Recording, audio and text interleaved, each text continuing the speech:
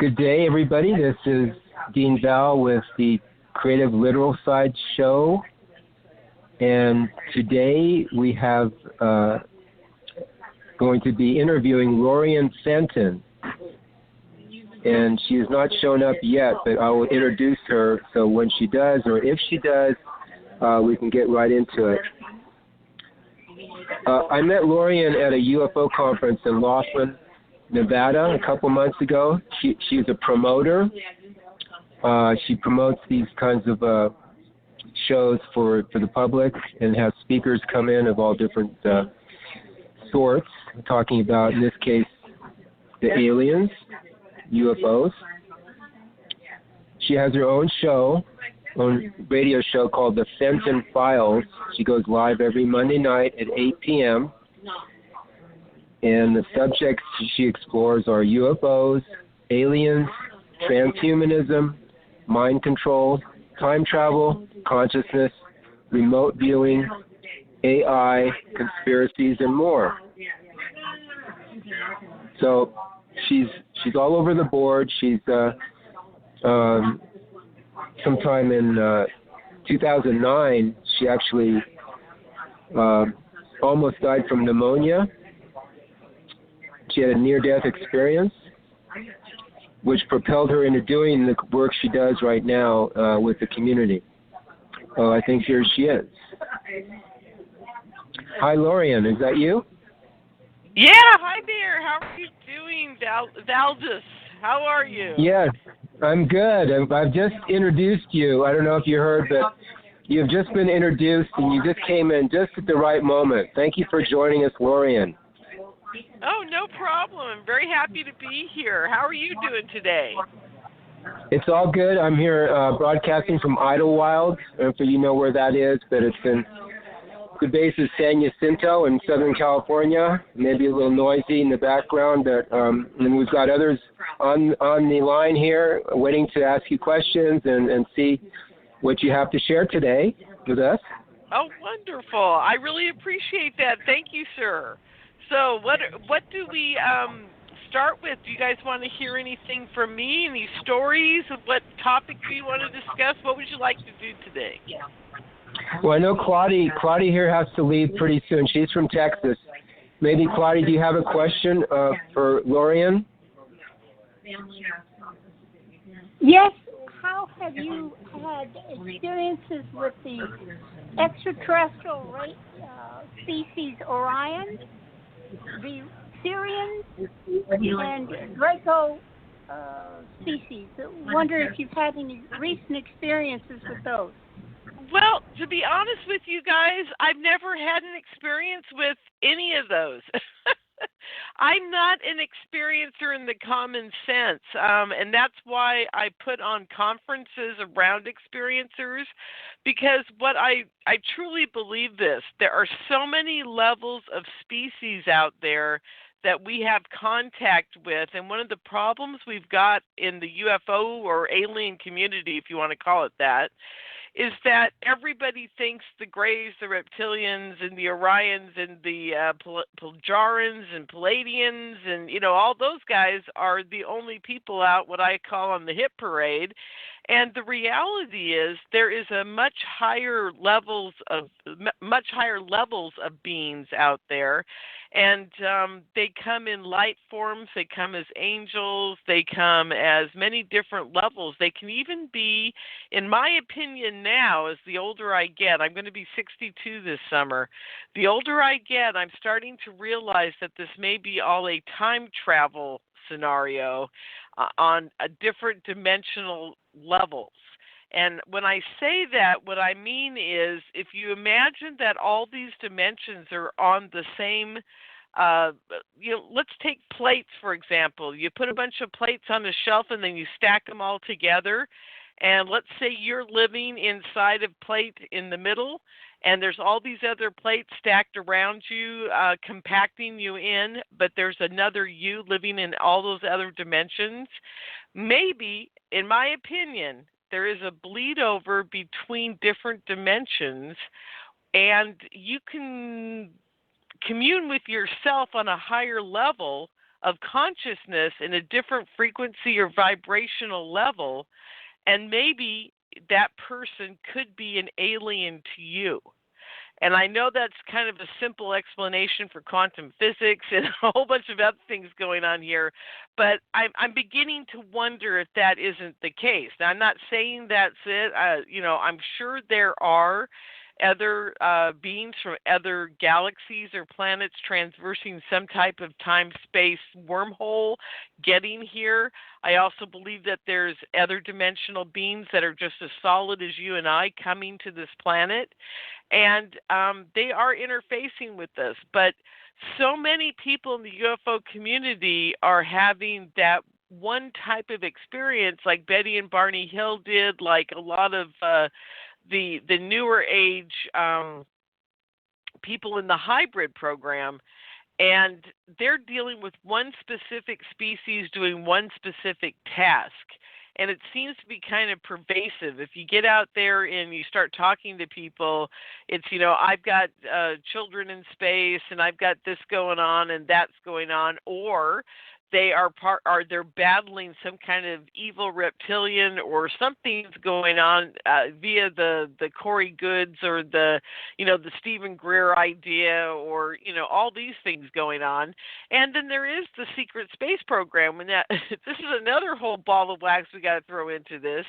Of course, our government knows they're here. Of course, we have a secret space program, and there are beings coming here that are doing something to us, and they know about it, and we're not allowed to know about it, and it's going to be a very long time before these guys actually give us disclosure, and we're talking a generation or two away. Right now, they're just starting the soft disclosure, and it's happening. But it's not going to happen in the way people think, and it isn't going to be for me at 62. I'll be lucky to hear more about it and, really the truth by the time I'm 82. They've got 20-year and 50-year plans for us. They want the young kids that aren't even born yet to know the truth. It's not going to be us. And I think that's because they're manipulating their DNA on such a level that they'll be able to handle it differently than we could. There's lots of things going on here, folks. There's so many layers to this rabbit hole that every time I hit a door, it opens up and I've got 20 more tunnels to investigate. So, and also there's one other factor here. We're talking about, the ascended masters. In my opinion, Jesus, Buddha, Muhammad, every one of those guys was some type of ascended master. And when I say ascended master, maybe they're a type of alien as well, because they were able to master their DNA structure to the point where they could poof away or die and be reborn, or maybe they went up to a ship and their DNA structure is different enough that they could regenerate themselves and get back on a ship. Who knows? I don't know. But you got to remember, there's so many types of beings out there. I'm going back to my first statement here for that question. There's just so many types of beings, and I'm not having contact with them. I'm having contact with very higher dimensional beings that are full of love and light. And they've taken me to a place of love and light that was so profound. It was so profound, you guys, that I came back here and I tried to kill myself so I could go back. So, and they've done procedures on me. They've asked my permission to do them. They've never done anything to harm me. They come to me in downloads. I'll be in bed. My body will start vibrating, and I'll get these amazing insights and amazing knowledge that's just so profound, and it's put into my head. And the last one was very simplistic, but it was very complex at the same time. If any of you have ever had contact with these higher dimensional beings, you'll understand that they give you the answer to the universe in a flash, and our brains are incapable of understanding the depth and level of it. It's very difficult to understand, but I did come away with a knowing. There's a knowing that happens that you wake up and you go, oh my God, and you're a different person on a completely different level. I can't even describe it unless you've had it happen. You don't know. But I think everybody on this planet is touched by this, whatever it is, whatever these other extraterrestrials or interterrestrials or, DNA level terrestrials. Maybe they're just vibrating our frequency so we can see them and they're around us at all times. Whatever's going on, folks, we're all capable of making that communication. And that's my biggest bugaboo about the whole community right now is we're way beyond are there aliens and are there UFOs. We are now at a point where we need to learn how to communicate with them and understand what they're trying to tell us and meditate upon it and share that story. Not that I was abducted and I've got 45 kids or I've talked to blue aliens or, whatever it may be. But what the powerful message is behind whatever they're trying to tell you, and just leave it at that. And there doesn't need, and here's my other biggest problem. I produce all these big UFO conferences, and I try my best not to have the same guys that are always up there on the stage getting paid to do so big bucks. I absolutely deplore that, and I think it's a horrible situation that we've created for ourselves. We've got to stop having these people speak. I mean, what right do people who have never seen a UFO or had contact with an alien on a stage telling you about it? I mean, I just don't even get this. I know it's a government psyops. I know there's a huge amount of mind control going on, and I do get that. And people love to be part of a cult, but I just really don't get that. And I do my best to bring on, as many people that no one knows about, or if it's somebody that they know about, maybe they've got a new story to tell or something extraordinary's happened to them. I will bring them on the stage then. But, it's getting harder and harder to find people that will get on a stage and talk about it because they've seen the ridicule or they've seen the people that are supposedly educated and getting paid really well in the field, and they feel intimidated by them. And it's really hard. It's just very difficult to get people to want to do it. I have to a lot of people have to hold their hand. I have to create a PowerPoint for them, and then I have to be backstage while they're shaking and say it's okay. But once they get on that stage, something takes over and they completely calm down, and whatever guides or beings or whatever's working with them usually comes through, and they tell the most amazing stories about what they've learned about the cosmos, the universe, love, and everything that's around them. So I love doing that. It's just getting harder and harder to find people like that, though. So I hope I answered your question. It was kind of long-winded, and the big story around it is that I haven't had contact with those aliens. So. Wow, that's a lot. You come to the right place, though, if you want to find somebody unique, because we have our own story, and we'll be on your show, I think, June 17th, and we have a lot to share, too. But there's a lot of callers here, and I don't know if Claudia wants to say anything else or anybody else wants to bring up something in response. Yeah. Just to say thank you. That was an excellent presentation, and more people are in the same awareness you are. And so as we're subconsciously becoming awake, we'll be able to recognize more, and persons doing your job are needed right now and very valuable. Thank you. Oh, thank you, my dear. I appreciate that. Bob or anybody else? Are you there, Bob?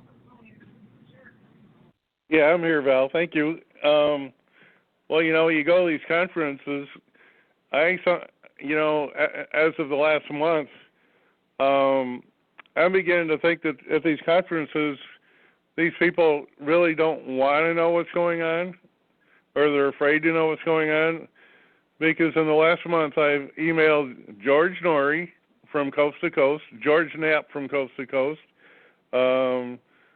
What's her name? Linda Moulton Howe?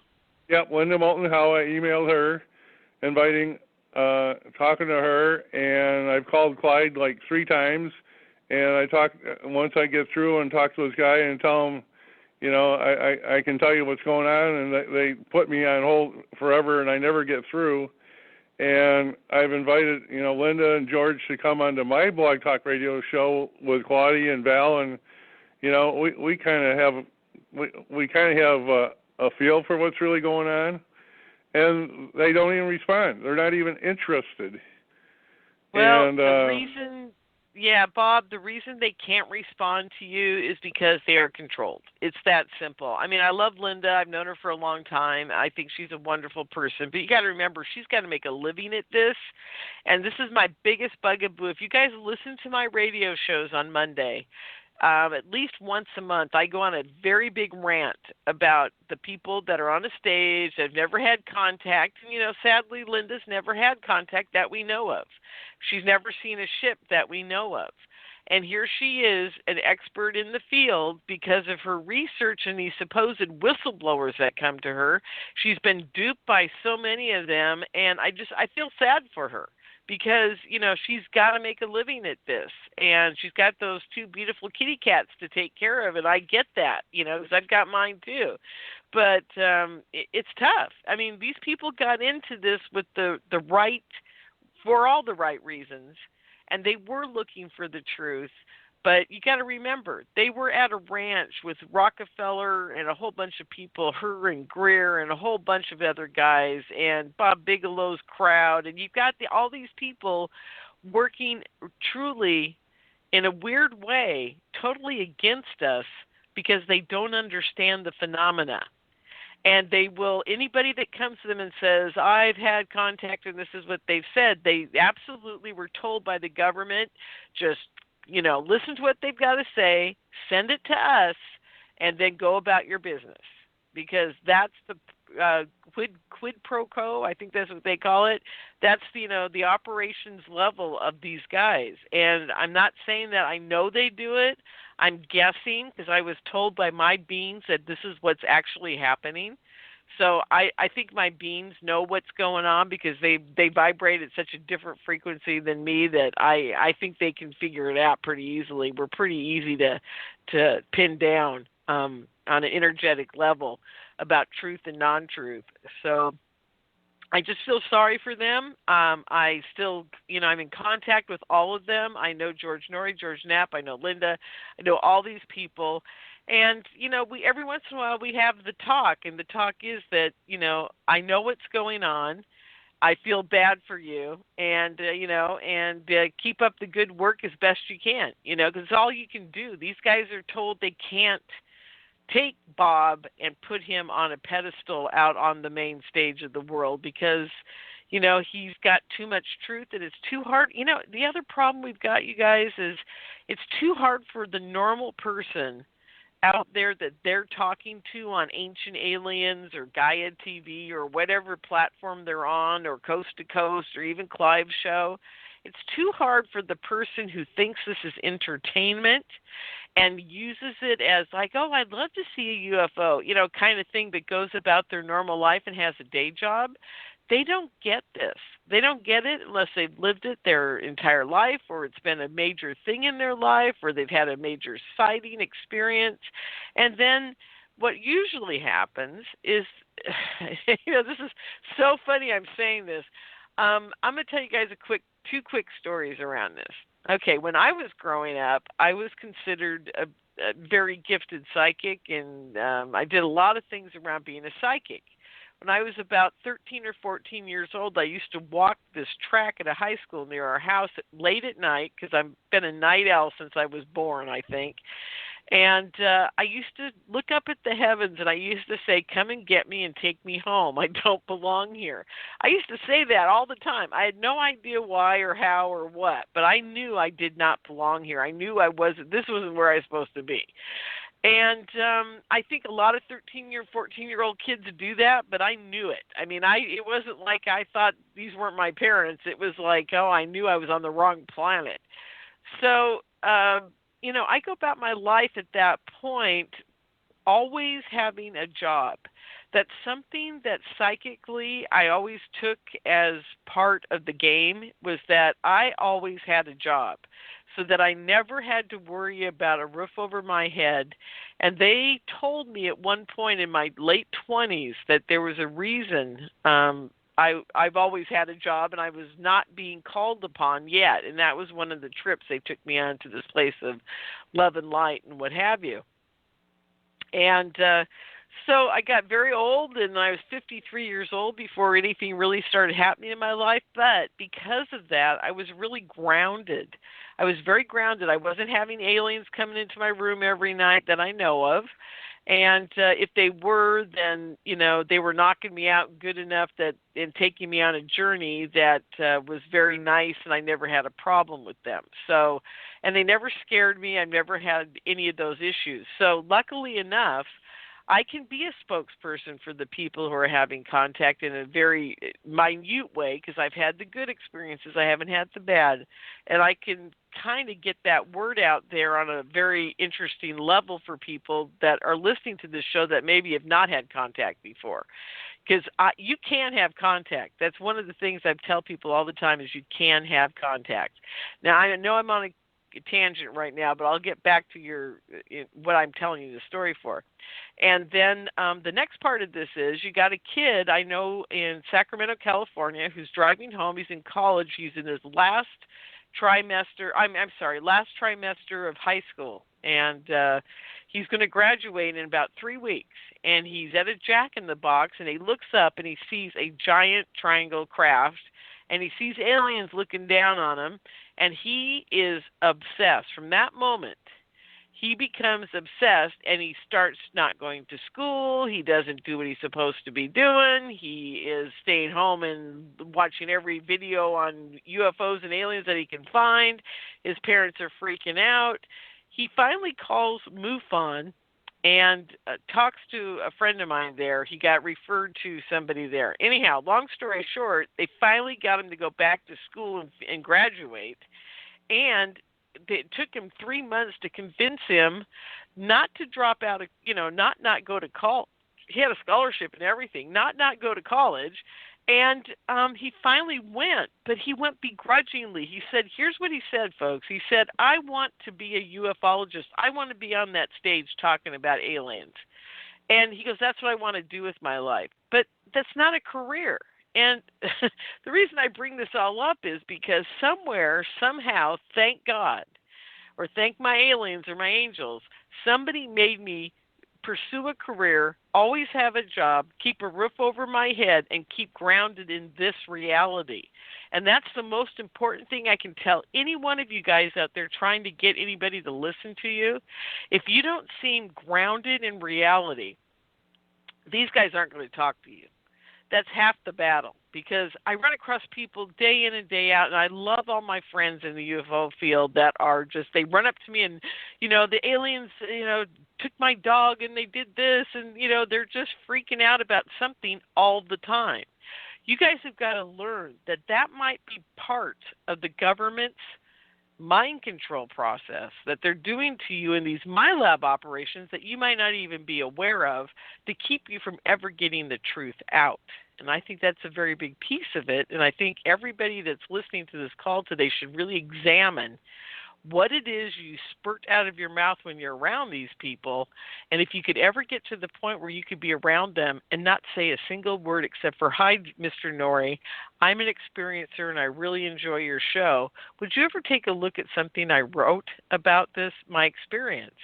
And if you say something like that to these guys and you hand them a book, these guys they'll have you on the show in a heartbeat, because you're grounded, you're not running in circles. You're not saying, look up, the sky's falling, and you're not doing that. And they can't abide by it. Now, I'm not saying, Bob, that you even did that or, anything like it, but it seems to be pervasive in our community, is that a lot of people do this and they don't understand why these guys won't pay any attention to them.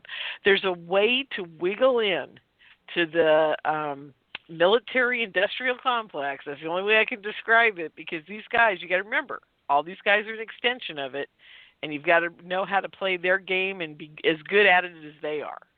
So that's what I'm saying to you. I don't know if that helps or if it makes any difference, or, if you even want to talk to them anymore. I don't blame you if you don't.